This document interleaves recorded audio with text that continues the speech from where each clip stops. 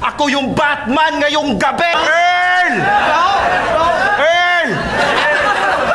Yung... Batman yung costume. So, nasan si Robin? Nagtataka ako bakit yung sidekick mo si Penguin? Diri siya sa Bisaya, piyo yung ghostwriter si Sak. Ghostwriter ko daw si Sak. Gago, matagal ko na yung pinatay.